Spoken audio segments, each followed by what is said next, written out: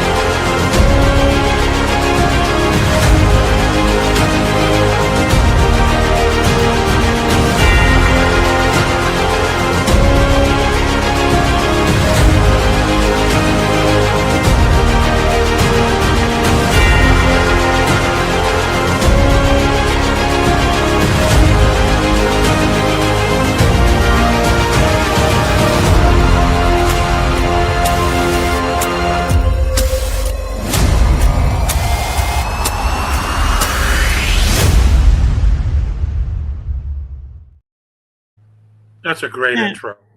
thank That's a great you. intro.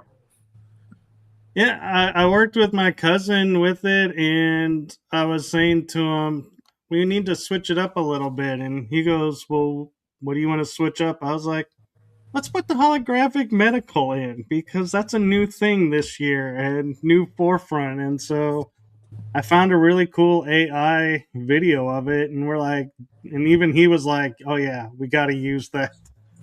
So that's how that got birthed into the intro. Is this your cousin? Is this the mafia loan collector, or the other one? The other one. Just kidding, Oh. folks. Just kidding.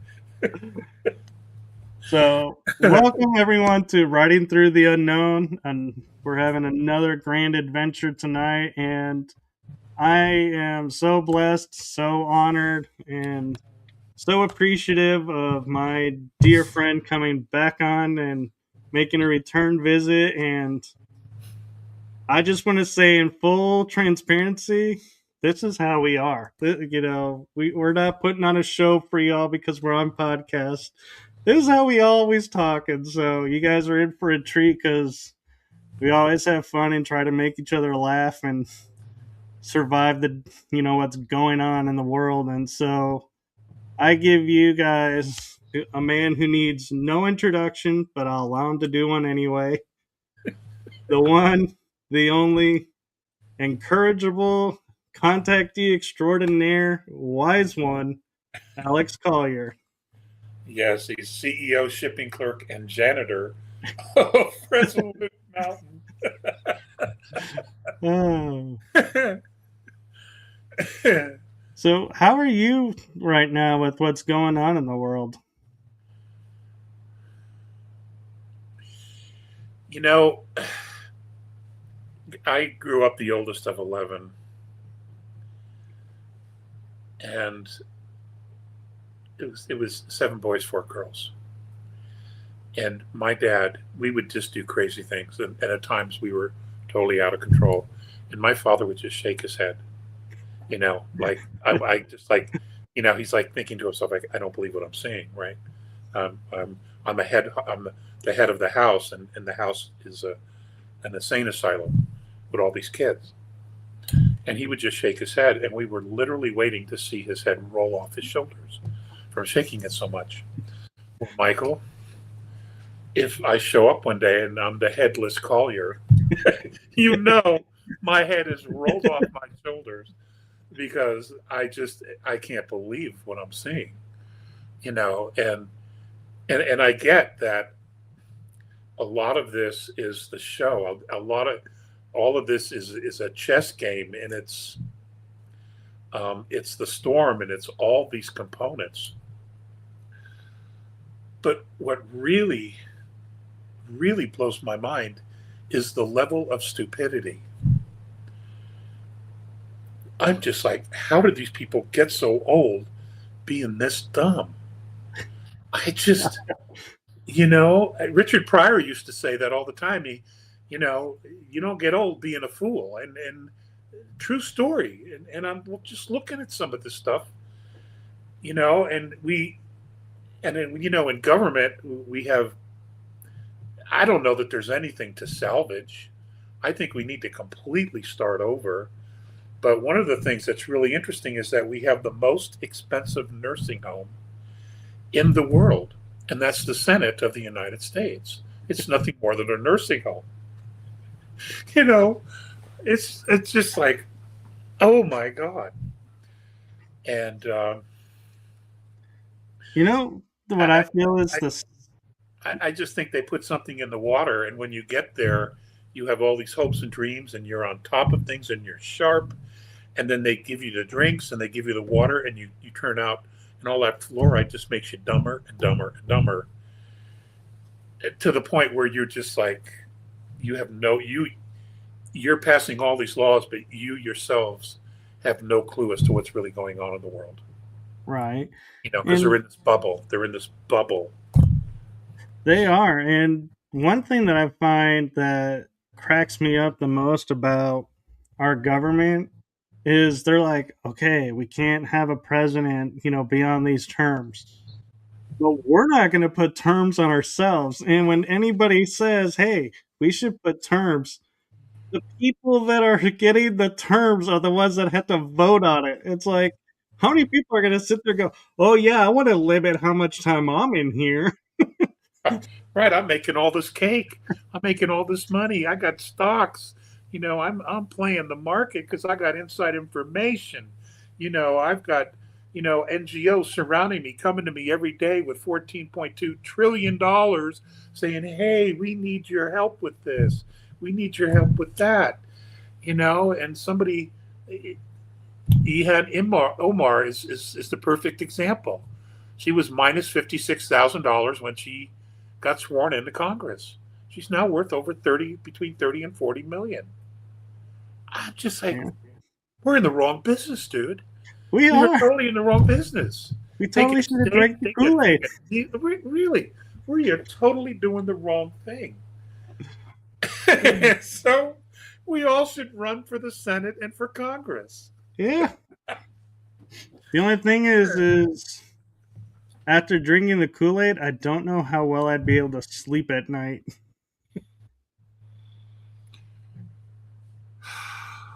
Well, they're doing it, obviously. I don't know. I don't know. I wonder if they are or if they're not being turned off and that's their sleep mode. Flipping the switch Yep. on the clone. Be like, oh, we got to recharge the battery, so we're going to put them to sleep for a couple Yeah. hours. I don't know. So other than that, the good thing is that we do have the Brunson case, and obviously there's something to it. It hasn't been dismissed because they put the brothers under an NDA.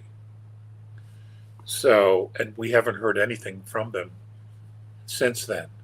Since they said that they were under an NDA, we haven't heard anything from them. So I'm hoping that that's the trump card, or at least one of them, where you can just say, okay, we're done. We're done with the corporation. We're done with the shenanigans. We're done with all the excuses.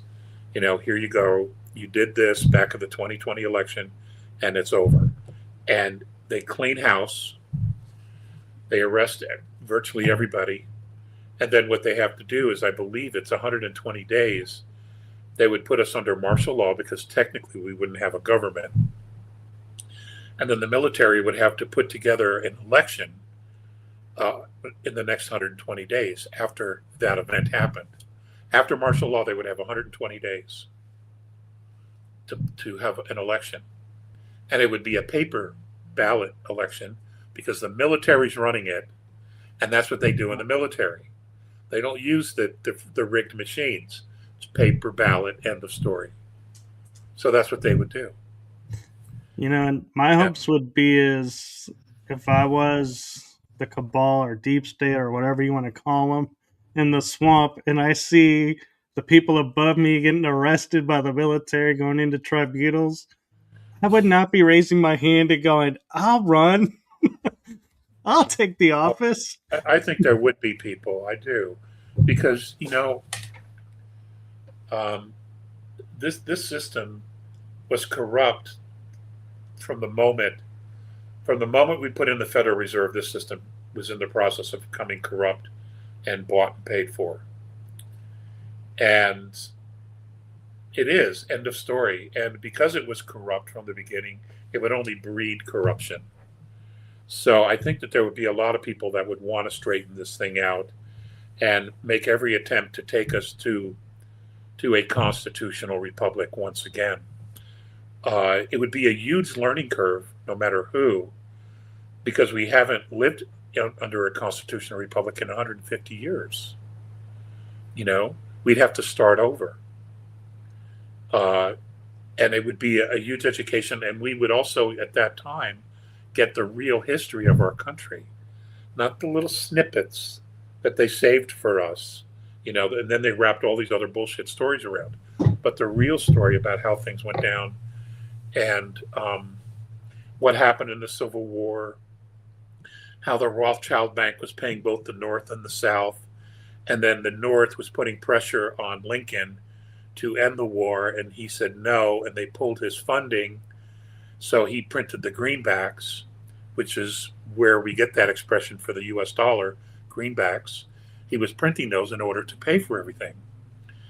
And then the British Army or British Navy was going to invade the North, and the Russian fleet intercepted the British and stopped them from actually invading the North, Washington, D.C.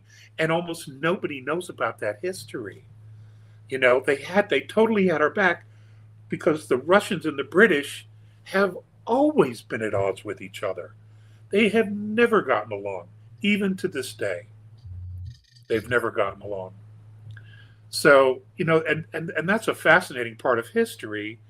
And, the British system that we've all been living under, especially the British monetary system, the central banks, it's Russia's evil, Russia's evil, Russia's evil, and honestly, are they perfect? No, obviously, but neither are we.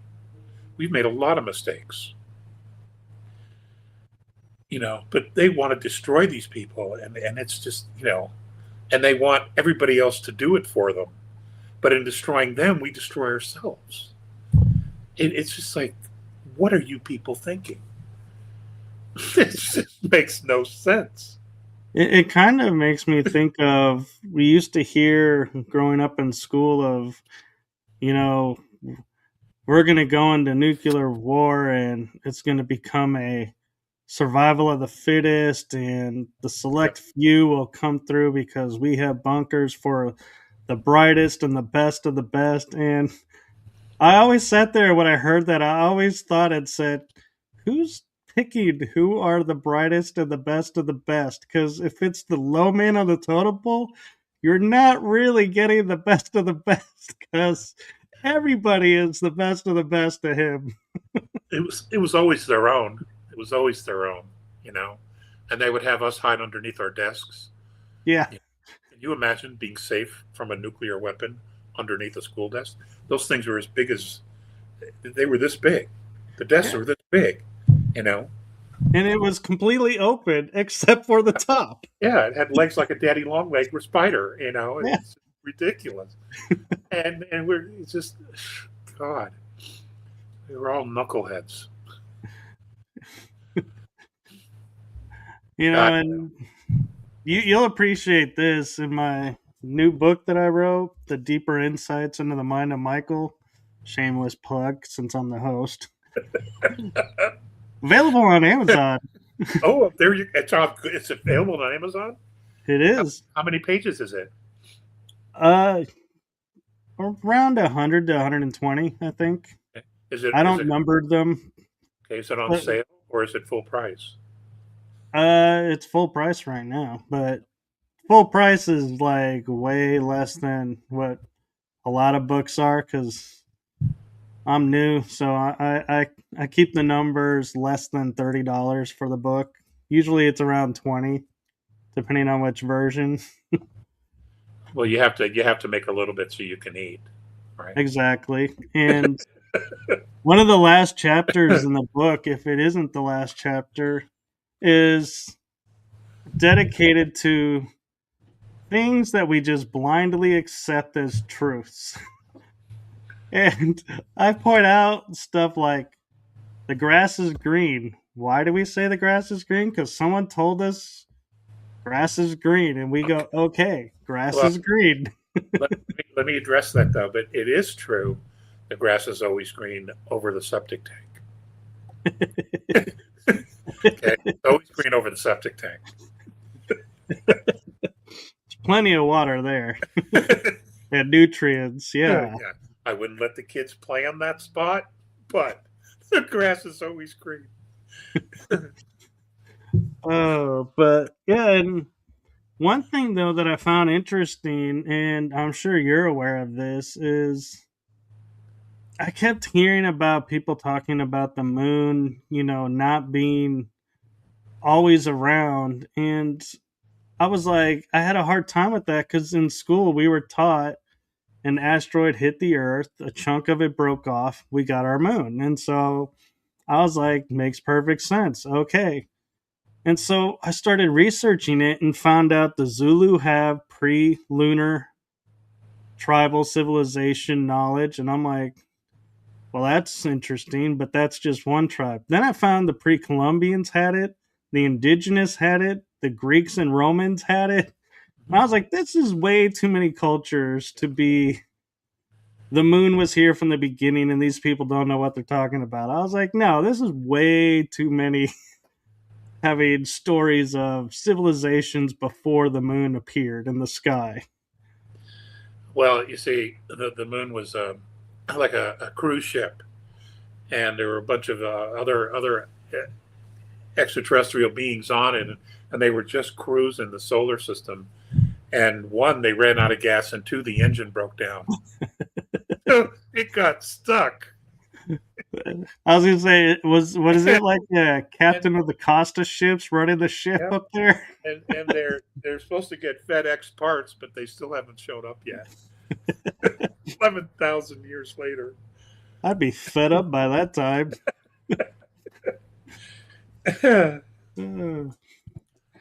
I know. So many things. And I love when people go, well, nobody could pull the wool over our eyes with that, with that kind of information and everything. And I go, really? Let me give you a few more examples and let's see, how many of these that aren't true, and be like, and watch them be like, okay, you're right, and walk away because there's no argument to it. It's just nuts. It is. And, you brought up history, and one of the interesting things, I didn't even think about this till I was looking at a new channel on TV, and it goes his story, and then it goes the story network, and I was like, oh my god, that's right, history is his story. And I was like, I had this like booming moment of going, history is not history, it's a story that was told, and we all just believe it because we don't want to rewrite the books and re-educate all the professors who made their careers off of misinformation and going, oh, here's the truth now. It's not we that don't want to do it. It's the powers that be. Well, that's who I refer to as we. They just keep peddling that nonsense over and over and over again. And I know. And they rarely make corrections, especially with the narrative. There may be individual little components where they will make changes or corrections, but when it comes to the narrative, oh, that's like sacred. You don't change the narrative, because we got so many generations to believe this, and we're not going to change it, and we're not going to let you change it, because as long as you believe this narrative, then you are functionally illiterate, and that's exactly where we need you to be, is functionally illiterate. That's true. And I have an interesting question I want to put towards you. It's a theory I literally just came up with, and I'm curious your thoughts on it.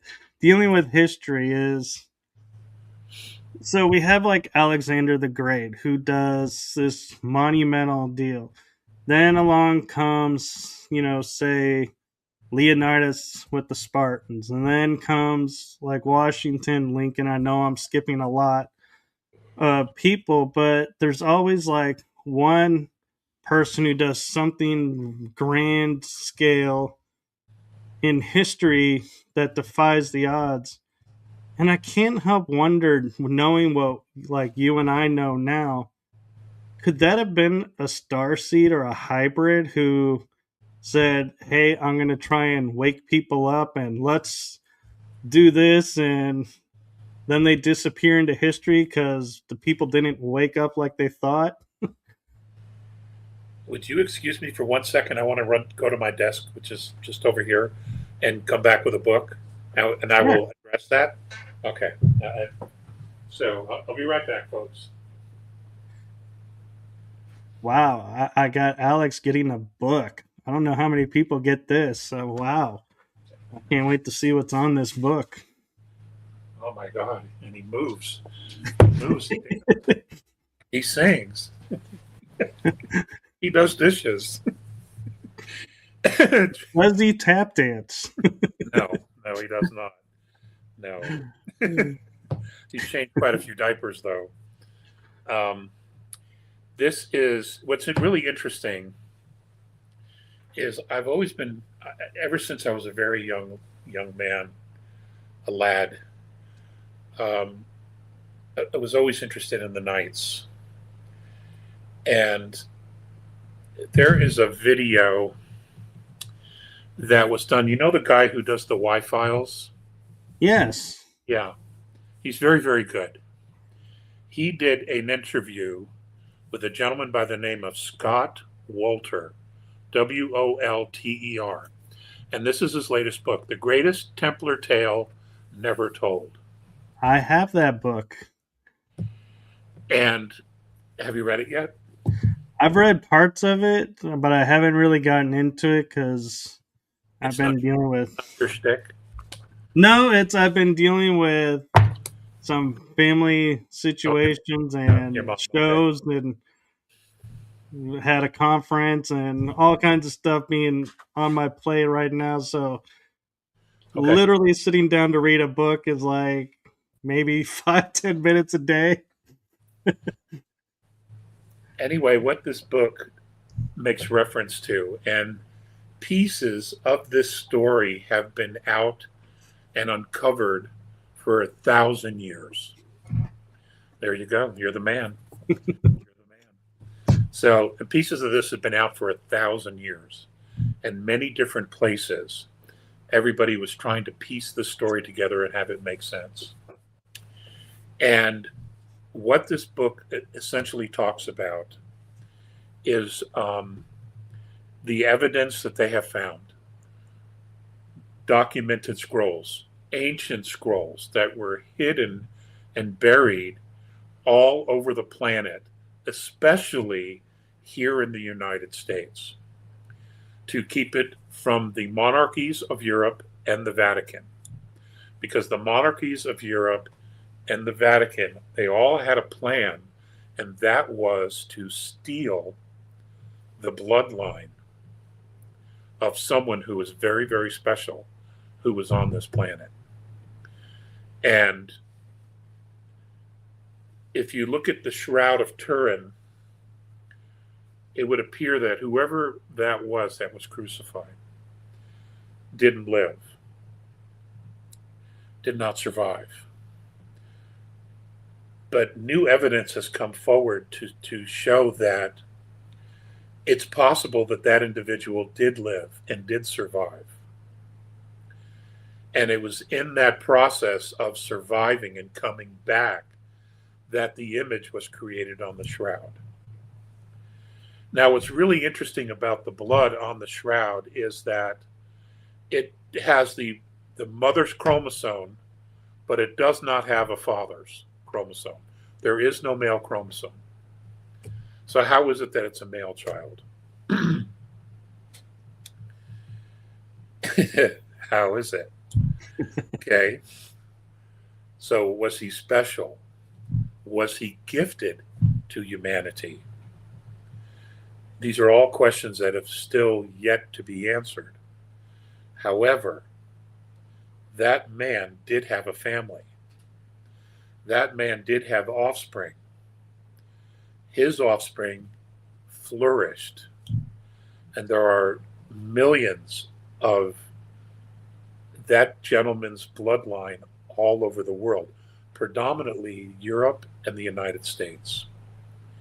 And this book and the books that precede this are all about their journey to prove this using ancient maps. They were able to go to sites and dig up records, stone tablets, rune tablets. All of this stuff has been verified, carbon dated, scrolls that talk about the fact that that particular bloodline, which was being protected by the Templars, came to the New World, came to America, which everybody knew was here. It was no secret. Columbus didn't discover shit. You know, Alexander the Great had maps in 25 BC showing the entire surface of the planet. North, east, and west of North America, he had it all. He even shows in his maps, which Admiral Perry Reese used for his map, shows Antarctica without ice. And using infrared or some kind of a radar, they were able to penetrate the ice. The mapping, the color, the shape of the coastline is exactly what's on the Perry Reese map. Maybe a few changes here and there, but for the most part, it's almost dead on. Well, how could that be if it was under ice for 20 million years? How could it be? How would they know what it looked like if it's been under ice for 20 million years? Because it wasn't. It wasn't. Okay? There was a pole shift, a physical pole shift, and Antarctica ended up at the bottom. So, see, he agrees. Yep. So, you know, there's all this stuff, and it's absolutely fascinating. And it tells a completely different story. And what's really interesting is that it gives us insight to the people that were doing these things. They were not Satan worshipers. They were absolutely profound people who not only loved humanity, but they loved themselves and they loved the Creator. All they wanted was for people to be free. That's all they wanted. And this is about the journey of particularly a family, one particular family. And if you've watched the Da Vinci Code, the last name of the family is Sinclair. That's at least one of the names of the family lineages. There are a couple more, which I won't mention, but they're in the book. They give you everything here in the book. So, you know, that's fascinating. So I know we talk about disclosure about ETs. And, you know, that is good. That is important for us to have perspective that we're not alone. But in my humble opinion, and that's all it is, my own humble opinion, that is not the greatest disclosure we're going to have. The greatest disclosure we're going to have is who we are, who we truly are. Because that is what's going to help us realign ourselves, come together as a humanity, and decide to make changes that benefit everyone. And it isn't going to have to be forced upon us. There isn't going to be any tyrannical ever again ruling us. we're going to know exactly what to do.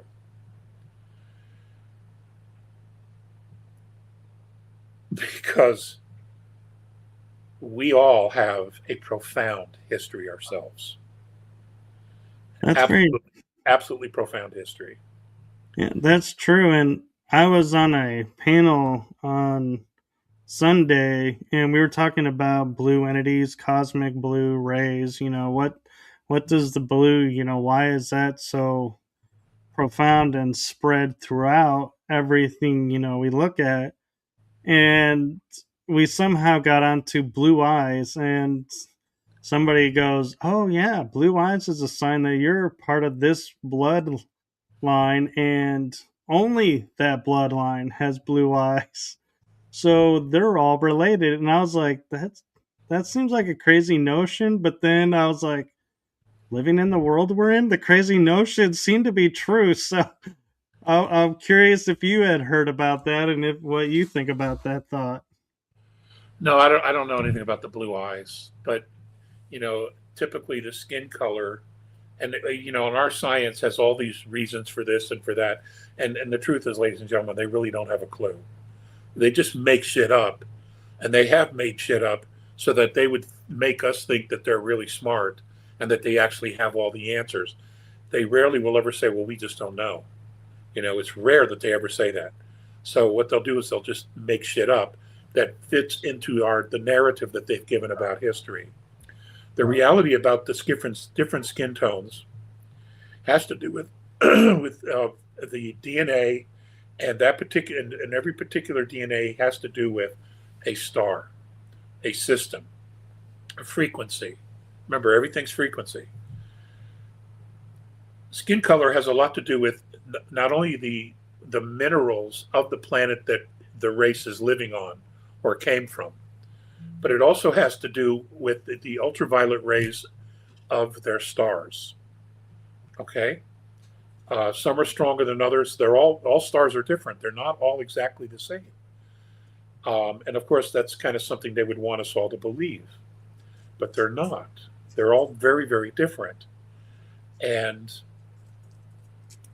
depending upon the wave of the frequency of the light, of the colors, it will do something to our physiology, and we can have different pigmentations of skin. Um, there are so many different humans that it would boggle the mind. We may all look similar, but we're all pretty different. We can all be extremely different. And so would our biological, our DNA be very, very different as well. And yet, on the outside, we look very, very similar. So, diversity is absolutely the way of the universe. It's everywhere, and Earth has a great deal of diversity, and there's a reason for that. Is that Earth has been kind of this tucked away oasis of an ecosystem that is profoundly complex, that drew a lot of different races to it to not only experiment and to take species of their own, alter it genetically to see if it would survive in our own ecosystem. In other words, see if it could live in the zoo, or they would take something that was here and alter it just a little bit and to see if it could survive here. The only thing that we're aware of that hasn't been altered that was able to basically survive on its own is octopus. The scientists absolutely know for sure they did not come from here. They did not. They're just not indigenous to this planet because they're so different. And, we still haven't discovered everything in the oceans as well either.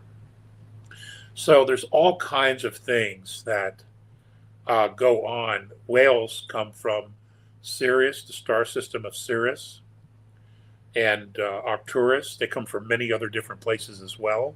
The whales, they were brought here. Okay, they were brought here to be the historians of the sea and of the planet. Dolphins were also brought here, and they're they're probably the smartest beings on the planet that are indigenous or almost indigenous to the planet. They were brought here, but they're indigenous now. They've been here forever, and they're absolutely brilliant. Uh, let's see, what else? They think and they make sounds holographically. Dolphins do. So that's your first clue that they're not from here. Let's see, what else? God, there's just so much. And, I had no idea we were going this route. I didn't either. We didn't have an agenda at all. No. Just like, well, what are we going to talk about? I don't know. But well, here's something interesting we can segue to is, a lot of people may not realize this because when they watch your webinars, your focus is on the Andromedans and what's going on in the world, disclosure, and the star races that are out there. You are actually an avid scholar and very interested in like George Washington and Abraham Lincoln, for example.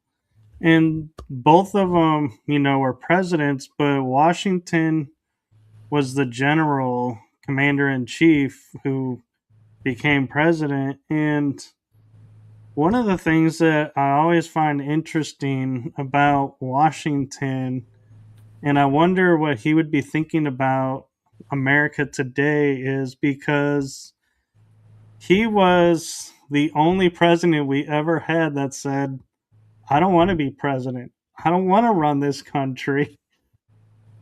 Limit my terms. I don't want to be a king. I don't want to be, a tyrant. I just, I'll help you get it started and then I'm walking away. And he did. And the power and the strength of character to do that, I think, has been unmatched. And probably the only person that could come close, I would say, would be Lincoln. He had plans to reunite the country after the Civil War, but they didn't like his unification plan, and so they took him out, and we never got to see if it would work or not. Well, I think, we'll get to Lincoln, but, Jefferson was an extraordinary young man, the youngest man of them all. He was only 26 years old when he wrote the Declaration of Independence. Just a whippersnapper, And then you had James Madison, who was, I think, 31 or 34 when he wrote the Constitution of the United States. It's a document that holds up even to this day, And then you had John Adams, who nobody liked, but was considered probably the smartest of all of them, because he just had this way of taking things apart. And then you had Benjamin Franklin, who knew how to make deals, and who contributed a lot to the founding fathers and the movement, but wasn't a president. And then you had guys like Thomas Paine. Thomas Paine, one of the revolutionary writers at that particular time, who was the first person to coin the phrase, the United States of America, in one of his pamphlets. And it stuck. They were calling us the colonies up until that moment, until he wrote that in one of his pamphlets, the United States of America. And he doesn't get credit for that. He was also the first person to say, how is it possible for an island to rule a continent? Yeah, that's very true. It is true. Yeah, it's it falls in line with, why do we have to pay to live on a planet we were born on? Wrap your head around that. Why is that? And who are we paying? Why are we paying them? They didn't create the planet. It isn't theirs. So it's just all this stuff. And they were brilliant men, and they had brilliant wives as well. None of these men could have done this by themselves without the support of their families. And, the founding mothers were also extraordinary people. um, Abigail Adams and what's her name? Madison's wife. Oh gosh, it's on the tip of my tongue. Dolly Abigail? Madison. Dolly Oh, Madison. Dolly. Yeah. Dolly Madison. She was the last person out of the White House in 1814 as the British were coming in the front door to burn the White House down. She was the very last person there, dragging pictures of George Washington out the back and putting it in a carriage, in a cart, as the British were coming in the front door to burn the place down. So, she had some cojones to her. She wasn't afraid of anything. So, just extraordinary people. And, the whole idea was they wanted something other than the monarchies because they realized that living under a monarchy, there is always a boot on your neck. Always. You'll never get up from it. And the only way you could get up on it from it or get the boot off your neck was if you completely sold out and compromised everything about yourself. That was the only way to do it. And and one of the things about having stolen the bloodlines, they would often say, "Well, I was chosen by God to be king." This phenomenon, right? That's bullshit. They stole those seats. They took those seats, or someone in higher power or more wealth or something put them in that place because they knew they could control them and they were puppets. And, if anybody remotely stepped outside those boundaries, terrible things happened to them.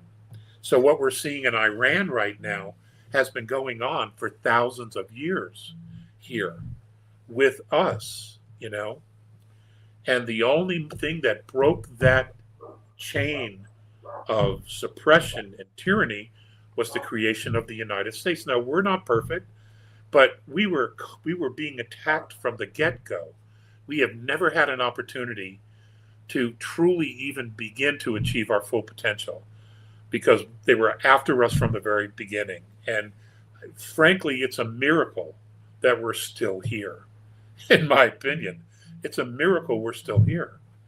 To be able to have this opportunity now to turn this whole thing around and flip the script on all these dirtbags, all these people who sold out humanity, all these people who betrayed not only their own families but themselves for power, to turn this whole thing around back on them so that we, the people, can actually make the decisions as to how we have to live. And getting to Lincoln, Abraham Lincoln used to always say, even in his most his darkest hours, he would always go back to the common sense of the people because he said it's never wrong. They always know what the right thing is to do. And for Lincoln, which is why he spent so much time traveling and being around the people and talking to people and the politicking, because he would get these stories and they would share with him things and analogies and anagrams and all these stories that had other hidden meanings to them. They treat us like we were a bunch of pumpkins, but we really weren't. We knew a lot of stuff at that particular time. We knew a lot of history. You have to remember, once you start getting into the Templars and who they are and the things that they knew about coding and mathematics and algebra and the planets and everything, you're truly going to be amazed the shit that they knew. And they were passing that on. They were doing their best to pass that knowledge on so it would not be lost. And that's what the Vatican was trying to shut down. And a lot of the things that the Templars knew, Mario Baglino in his books shares. And he read these documents in the Vatican library. It was his job to transcribe them. But the Templars already knew this stuff and they were out there trying to share it with humanity. Now, were all the Templars dark or perfect, wonderful? I don't know that. Probably not.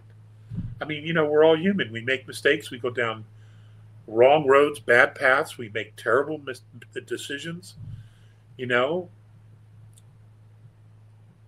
But the fact of the matter is, the majority of us have sense. We love our families. We love our world. We love our communities. And what we want is peace and prosperity. And there's absolutely no reason whatsoever we shouldn't have that. There's just no reason we shouldn't have that because someone says we shouldn't, because someone says they have to print the money and control and manipulate us, lie to us. We're done with that. We're absolutely done with that. Well, look where it's gotten us. We're all divided. They've trained us all to go to war with each other and with ourselves, you know. Um, and they're absolutely terrified about us waking up to the true history of what's been going on here, and especially who we are.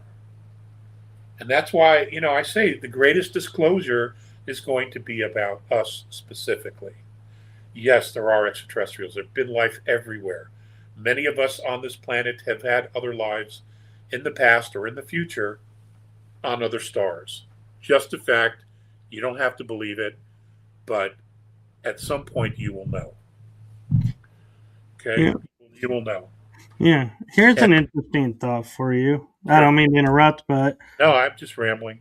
I'm sitting here thinking, how you're talking about how everything correlates and how it's people doing things. And I started thinking like Judas was always thought the betrayer, now vindicated, and everybody says, oh, he sacrificed by doing this great thing. And I look at the Revolutionary War and I'm like, was there a Judas story in our revolution? And Benedict Arnold came to mind. And I can't help but, look at Andre, the British master spy, was operational throughout the North. Nobody could ever catch him.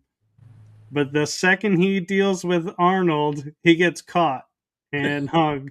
And I can't help but wonder, did Arnold really truly betray us? Or was it kind of a plot to get Andre? And he was the, quote, sacrificial lamb and said, I'll be forever marked as the traitor to the U.S.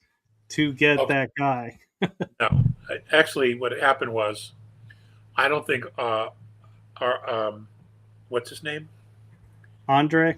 Andre. I don't think Andre knew that they were already watching Arnold, that they were watching Arnold. I don't think he realized, because remember when they captured Arnold, he had letters in his bag from the other guy. So they knew who he was. Right. They knew who he was. But he had letters. Benedict Arnold had the letters on him. That was the only way they knew. If he wasn't carrying that letter bag, if he had dropped it, there's no telling what would have happened. Right. That's what I'm meaning by, did he do it on purpose? No, Arnold was very unhappy with Congress. For one, he hadn't been paid. None of them had been paid. Two, he wanted to be a general because he had fought some battles and did some really good things, and he had saved his unit from being destroyed. Saratoga. And Washington put in for his commission, and the Congress said no. And some of that had to do with Benedict Arnold's relationship with some members of Congress before the war. Okay, he was considered a very good soldier, very smart, knew what he was doing, but after having a few cocktails, he was known to be a real asshole, and he had pissed off some people in the pubs, in Philadelphia.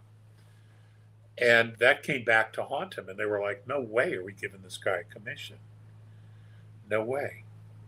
So he flipped. Now, do we know um, how long was he talking to um, Andre. Andre? How long was he talking to him? We don't know that. Was it going on? Was Andre the one who initiated the separation, the betrayal? We don't know that either. What we do know is that he had letters, that Benedict Arnold had letters from Andre and intelligence of Washington's movements, etc., and he was taking them to the British in Philadelphia.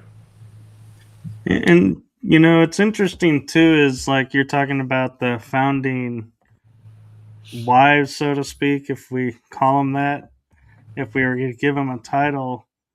That when you look at the Arnold story, a lot of people don't know this, but it wasn't an accident that Andre met Arnold. It was Arnold's wife was, they say they found evidence, had relations with Andre, but her parents would never sign off on the marriage.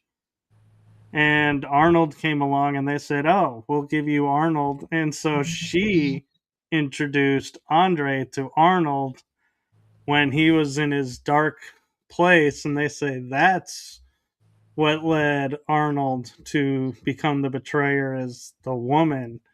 And, you know, part of me is like, that seems too convenient and, like too obvious. But the women in those days did carry a lot of weight and power that people don't realize. Yeah, yeah. Nothing got done without them. And if the men are off at war, who's running? Who's running everything? It was, in many communities, it was the women. Right. You know, um, And the women were the midwives. They bore the children. They birthed the children. When people were sick, when the men came home wounded, it was the midwives and the wives and the daughters that cared for the wounded soldiers. They were the center of everything, which was exactly the way it was just before the Inquisition in Europe. Everything centered around the women of the community, the midwives especially, because they knew everything about everybody, because they brought everybody in. They healed the sick. They took care of them. They fixed the wounded men. They did all of it, and they weren't buying what the church was selling. They simply weren't, you know. And so they made the decision to take them out. Well, we didn't do that here, but the British did terrible things to some of the women here. oh yeah. With their Stamp Act, they could burst into any house at any time and say, "We're here to count the papers," and if there was no stamp on it, they were in trouble. And they would also have to pay a fine for whichever piece of paper they had in their possession that didn't have a seal on it from the king. Most people don't even know the story. And they could stay there. They could make them subservient. They could rape them, which is often what happened. Terrible things, terrible, terrible things happened. It is. And, on the flip side of that, something that I came across reading in a couple of books was that I found interesting is like John Adams' wife, Abigail. She would get together with her lady friends while the war was going on, and they were making saltpeter, which is what we call musket powder today. And we look at it today and we're like, it's a very specific science mix. But yeah, here are these women that are just getting together and making the mixture and, for the army and going, and we're like, well, the women never went to college. The women weren't educated. Then how did they know the correct mixture for saltpeter? How did they know how to make gunpowder? And it's like, They've always known. They've always yeah, known. And the truth of the matter is that, and I'll just say this. I'll just say this because it's true. In many circumstances, the women were smarter than the men, even though they weren't given the stature in the community, they were smarter. They knew how things should run. They knew how it should work, how it wouldn't work. They figured all this out already, um, and that's because nature chose women to birth humanity. So they would be smart. They would figure things out. Yeah. They just had this innate sense of how things should work, and they still do to this day. Yeah, and So, the amazing thing is through the Revolution and the Civil War, the true master spies were women. the women and the female slaves. And it's like people don't want to give them credit. And it's like, really? We would have like probably 1/16 of the intelligence that we ever got from having the balloons and all the other operations going on, and because of them. And they weren't just spies. That was the interesting thing, is if, say, I heard reports like, if they were in, say, Fredericksburg, and they were like, hey, our army's 2 days away, we need them to stay there, the women would start to host parties and keep the officers there, keep them entertained, so they didn't want to leave, and it bought time for the other armies to come. And nobody ever, hears about that. They all say, oh, the armies went through and sacked everything and were horrible. It was like, no, sometimes they were, there on purpose. They didn't know they were there on purpose. But yeah, and that's where they were caught by surprise, is going, wait, how did they get here? And they never figured out, oh, it was these people. I know. Is there anybody listening? Are we just by ourselves? We got at least 4 people watching. Oh, okay. Hi. I didn't even know if anybody was listening. But, and this is one of the reasons why I love how you and I do these shows, is you and I both have like this love of history and everything, but it's not the history of the book. No, It's the history that's under the book that they want to keep under the rug, so to speak. And we're like, nope, we're having too much fun exposing this. So sorry, it's coming out. It's the history between the lines. Yeah. That's the juicy stuff. Erlen, you have to wait. Okay, you gotta wait. And one thing that's, I'll say this, for society and the way we are is, I was visiting someone at a hospital recently, and when I was leaving, one of the helicopters came in and landed, and I was like, it's a full female crew. And I was like, how cool is it that this helicopter, one, is being piloted by a female, two, the entire crew is female.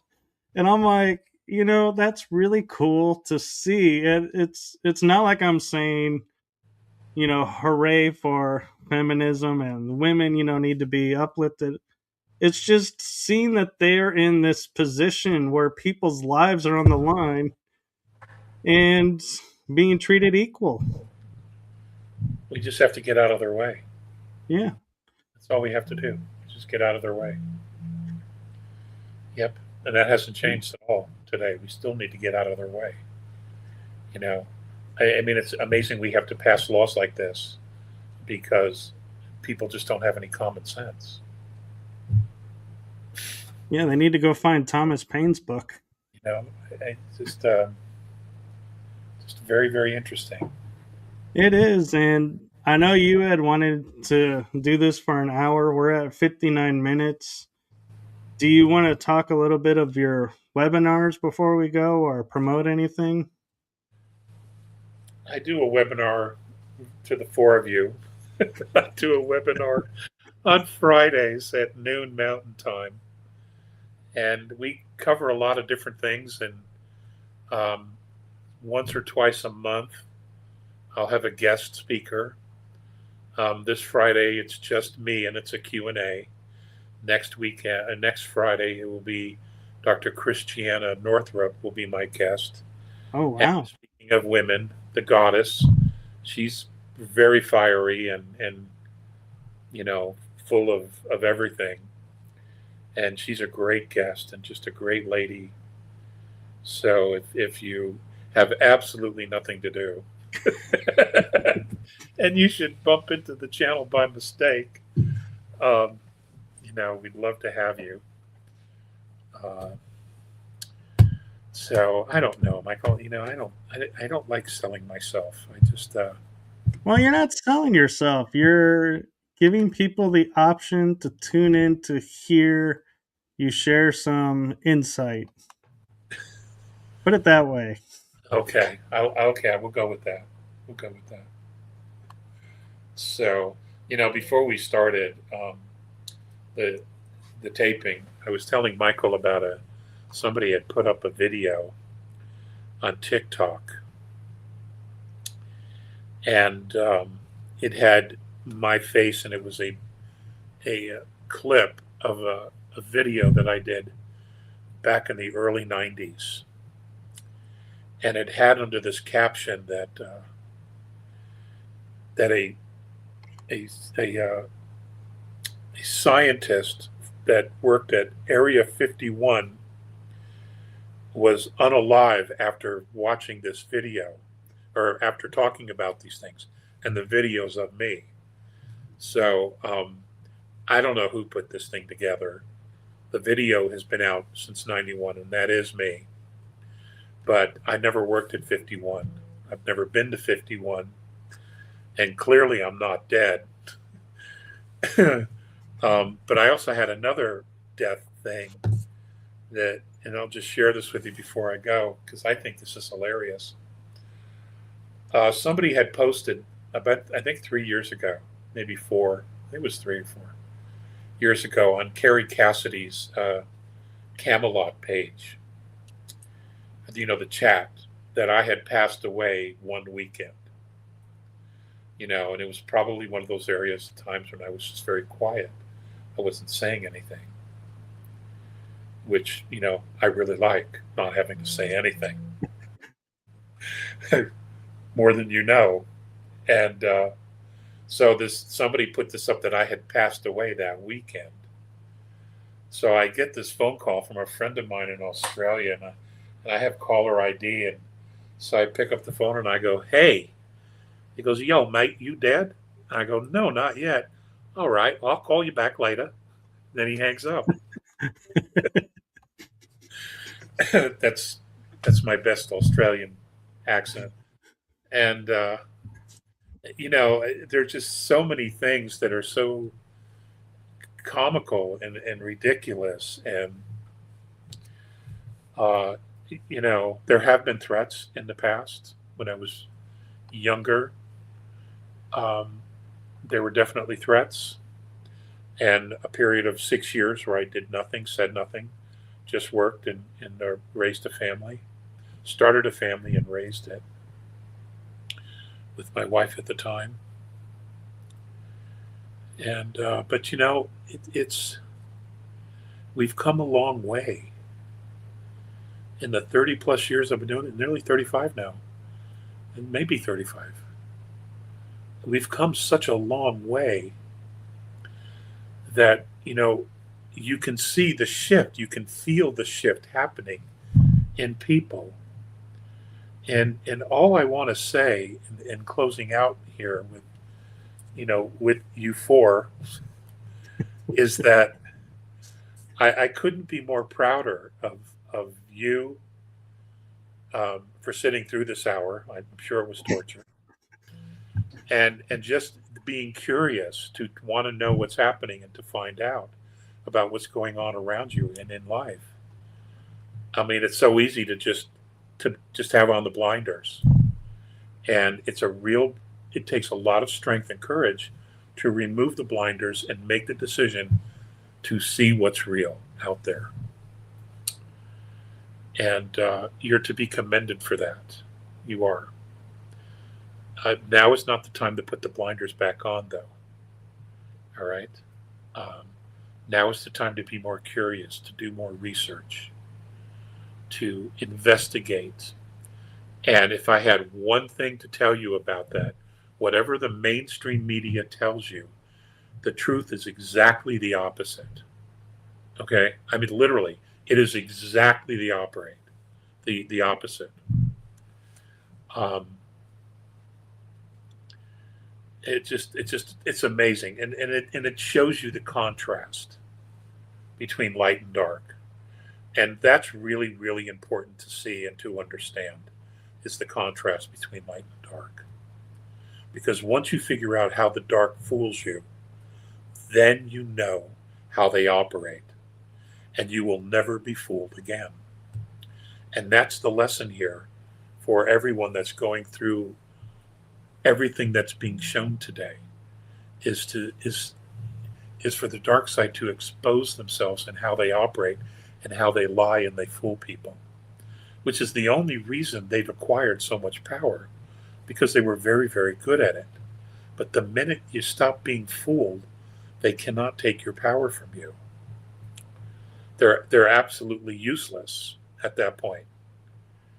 And we're in that stage now of the Great Awakening, is the exposing of the dark and how it operates, and how their power, the only power they have over people, is to condition us to think the way they want us to.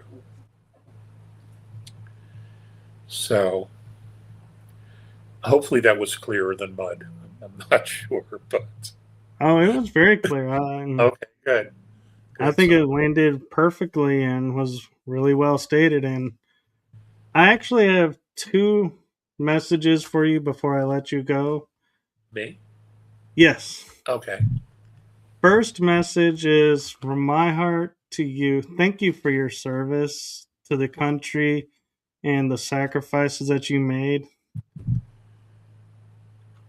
And you're welcome. And my second message, this one is truly from my heart, and that is, and that I'm almost getting emotional saying it because I know how you're gonna react to it. It's like because we're such good friends, but I'm gonna persevere. I'll get through this.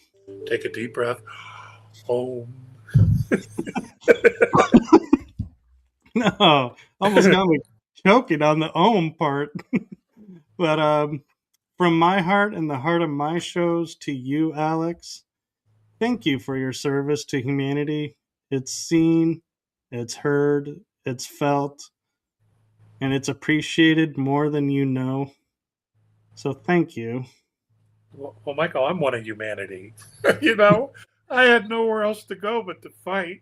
You know, I had no choice. I mean, because once you take your head out of the sand and you see and you know, then there's no way to put it, but you can't go back.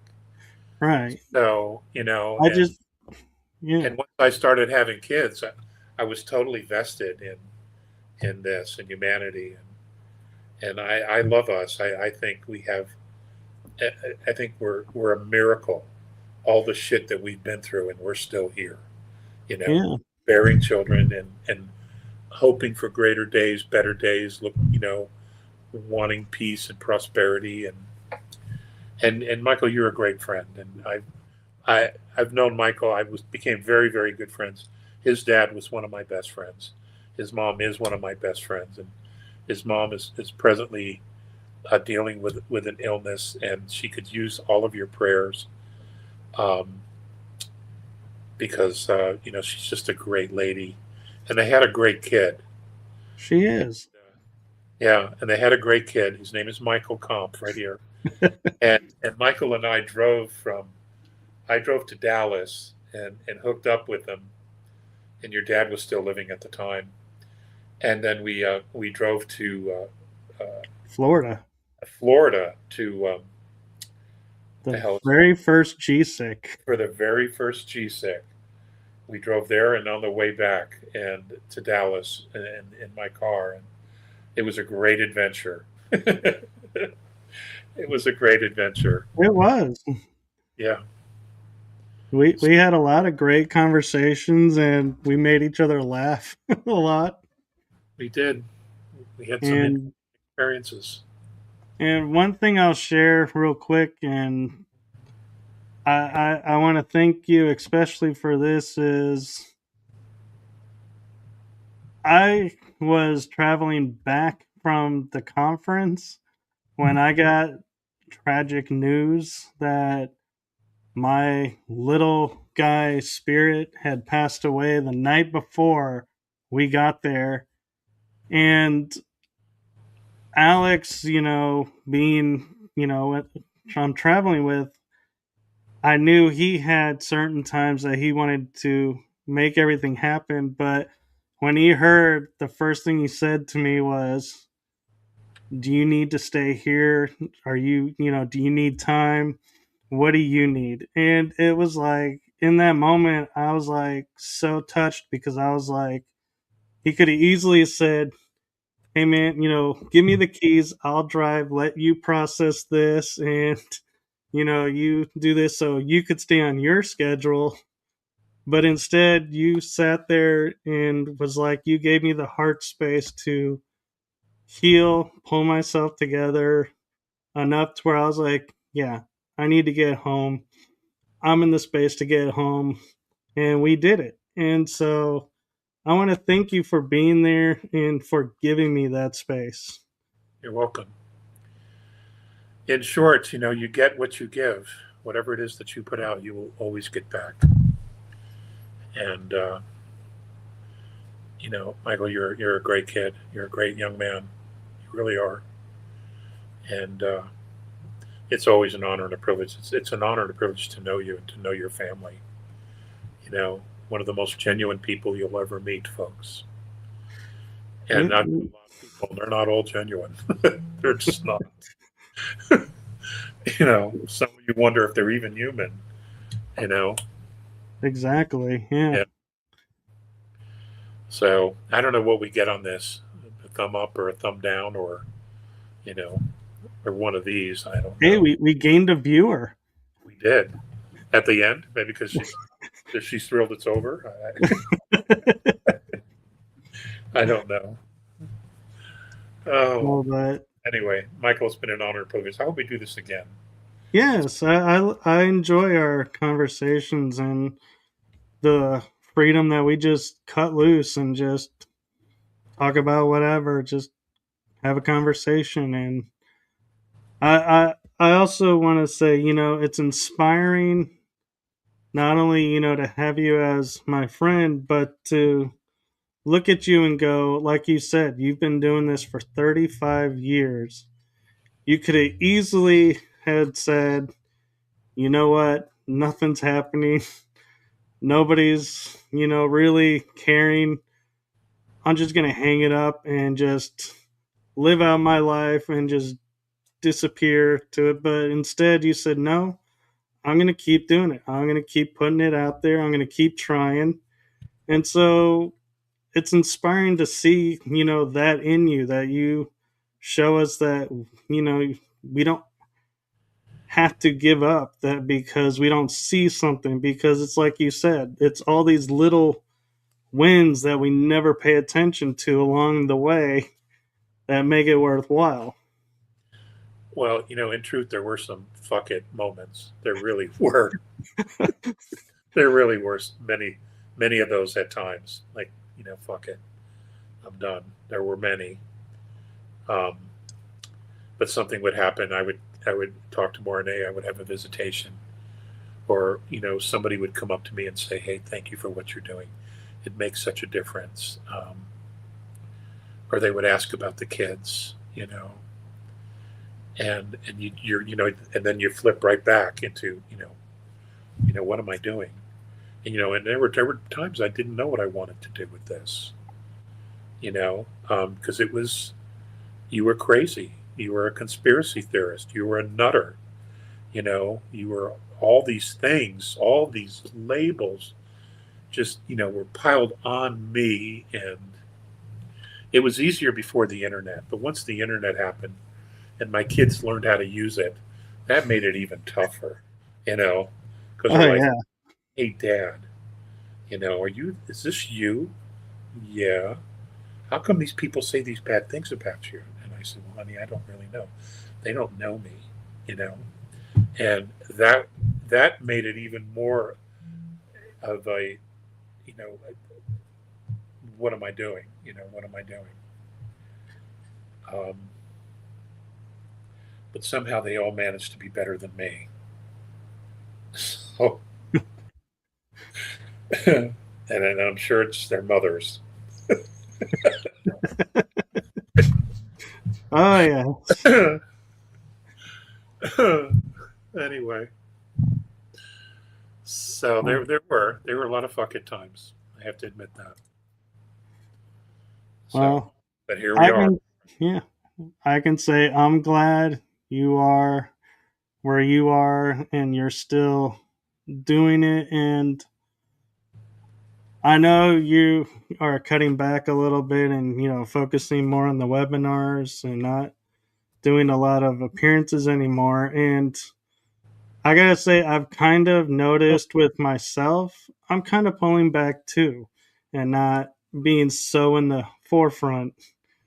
Well, you have other people coming up. You have Elena Danan, who's just remarkable, a remarkable woman who's having all these incredible experiences and contacts, and she definitely represents the goddess. And there's all these other feminine goddesses that are coming forward, and I was told that the feminine principle would, in the end, would be dominant for a period of time to bring back balance to the planet. And there are these people, these ladies coming forward, and you have a lot of other speakers as well coming forward. Young people that can talk the language and that the younger generations can relate to. Um, you know, my decades of speaking, uh, I Mornay's always referred to it as a bridge. I was just to be a bridge over so many decades to this point right now, you know. And now there are these other folks coming forward, like I said, Elena Danan, coming forward and talking about all these things. Tony Rodriguez, and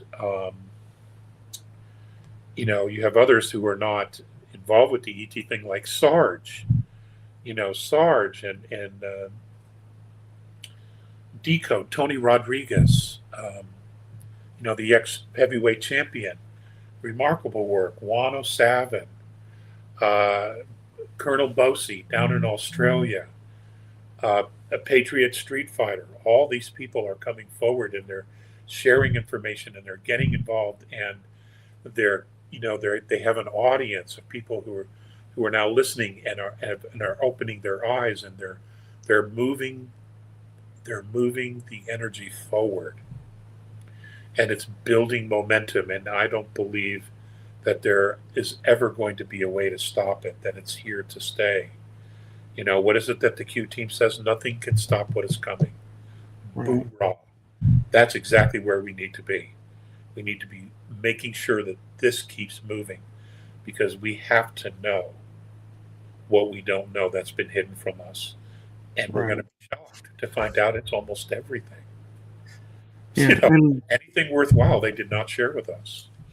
I love the memes that are coming out now where it's where everybody goes, yeah, they're talking about a storm that's coming, and then at the bottom it goes, because I am the storm, and it's like, yeah, we're all waking up and realizing who and what we are. And before I let you go, Alex, I have a dear friend in the chat room, and she has a couple messages for you.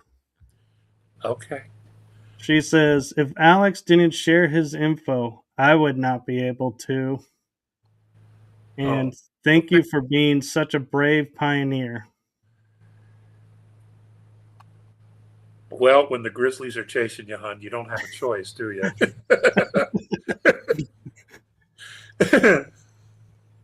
Yeah, you don't have a choice. You have to fight. I see you being able to turn and look at that grizzly face to face and end up becoming great friends. Or lunch. Or lunch. Oh yeah, there's that option too. What's that old saying? Somebody once said, "You'll never be shit," and then I got eaten by a bear. Yeah,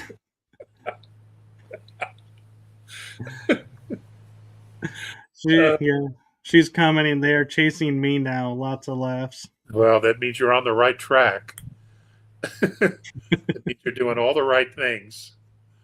So, hang in there, okay?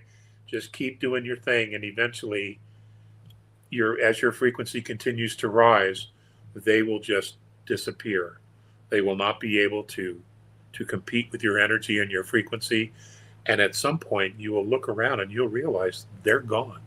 They're not even there because you have moved so far out ahead of them because of who you are. And you should always know that. Okay? You should She always says, know. yeah, she says thank you You're welcome. with 4 or 5 exclamation points. It's hard to read those sometimes. How many? It's okay. It's okay. I get the gist. I can laughingly say, Alex, I'm getting to the same point as you, to where it's like the guys are not as young as they used to be. No. No. No. You know, Well, and I also want to say, Alex, thank you for coming on tonight, because I know you have a busy schedule. And what in transparency, what people don't know is I actually approached you a few months ago because I know how far you book out, and I said my birthday's on Sunday. Would you be willing to come on the show and on Wednesday? And you were like, let's make it happen. So thank you. you're very welcome. What Earth age are you going to be on Sunday? Uh, on the 15th, I became, what is it, 48. 48. God, you Yeah, look a lot younger than I know. I look in the mirror that. too, and I'm Your like, 30s. You look like you're in your 30s. I know. It's like sometimes I look in the mirror and I'm like, I don't look my age, and I'm okay with that. Yeah, yeah. And you still have hair. That's amazing, too. Yeah, I gotta keep it trimmed up now that we're getting in the summertime, because that's the funny thing about having like the beard is the summertime it wants to really bush out, and then if I cut it in the winter, it's like, nope, you decided to cut it. We're done. I'm like, no, this is what I need you to bush out. Well, we didn't have a winter here this year in Colorado.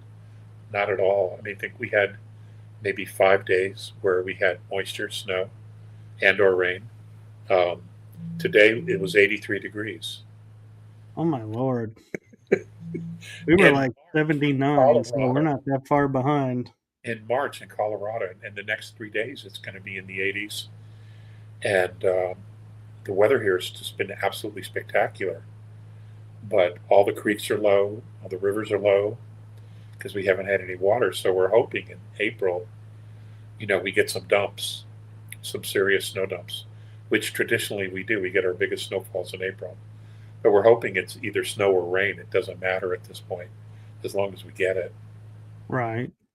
So, uh, but anyway, it's Well, it's everybody that's watching this, let's send prayers and energy of rain to Colorado. actually send love and healing to Nancy, who's Michael's mother. Okay, I'm sure she's not watching. At least I hope not. I hope she's resting and but I feel she is. she's a great lady. Anyway, Michael, thank you. It's been a pleasure to the five of you. Thank you for being here and supporting Michael and his channel.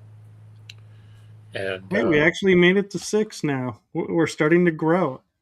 It's always at the end. I've always noticed that and wonder why at the end is everybody tuning in. I don't know. I don't know. It's always baffled me as well. So But Well, to number 6, thank you for arriving late. I'm so sorry. The Collier's about to sign off.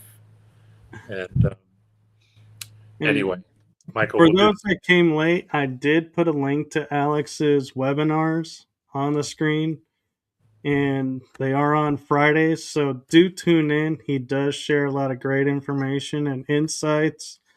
And one of the interesting things about Alex that I enjoy watching his webinars is when the Q&As come in and somebody asks a question he doesn't know the answer to, he doesn't BS the crowd. He just simply goes, I don't know. Next question. He doesn't make anything up. So he is genuine, authentic, sharing what he knows. So do tune in and support his webinars as well. And to everyone that's watching, thank you for all your support and everything. And thank you for watching this. And those of you who are waking up and going to watch this, thank you. And Midnight Guardian asking, is this going to be recorded? It actually is live, and the replays will be available as soon as I hit end stream. So it is being recorded. So if you missed anything, you're welcome to rewatch.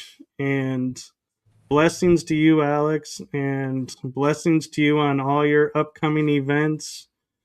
I know you'll do great.